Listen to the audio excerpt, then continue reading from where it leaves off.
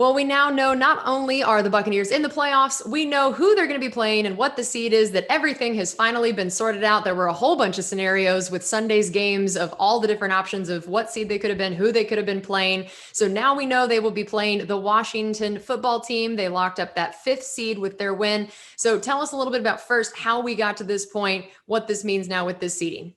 Yeah, well, the Buccaneers actually locked up the fifth seed with their win in the 1 o'clock window over the Falcons.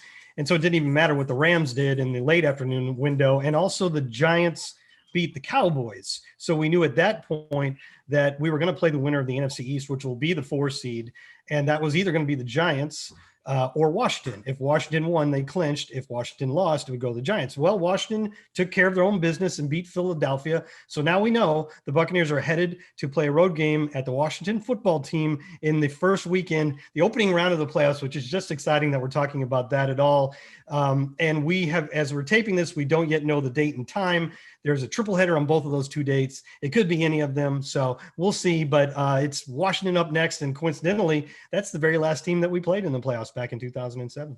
Well, look at that. And, if we had played the Giants, Bucs fans would have at least been a little more familiar with that matchup because we already faced them this year. Right. So now with it being Washington, what are a few things that Bucs fans should keep an eye on both sides of the ball? Yeah, what really jumps out about Washington is their defensive line, and they certainly have invested a lot of capital into that, including first-round picks the last 2 years, and including Chase Young as the first defensive player off the board this past year, and it's really paid off. Montez Sweat has 8 sacks. Chase Young has 6.5 and 4 forced fumbles.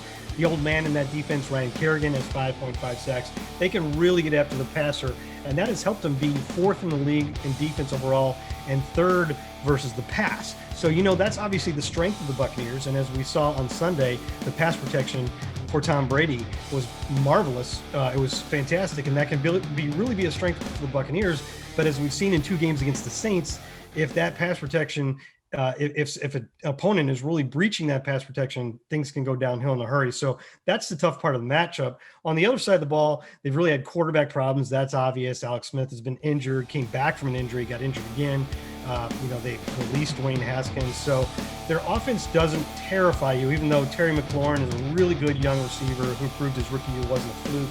Antonio Gibson has been very good as a rookie running back with close to 1,000 yards from scrimmage and 11 touchdowns.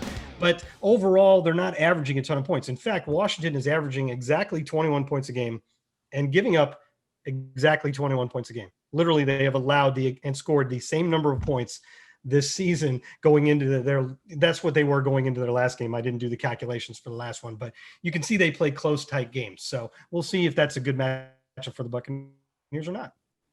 All right. Well, that is going to do it for us tonight. And we are so excited about this playoff matchup. Make sure you stay tuned to Buccaneers.com throughout the rest of this week. We're going to have multiple Buccaneers insiders coming your way to make sure you're caught up on all the news, who's available and who's not. So we'll see you then.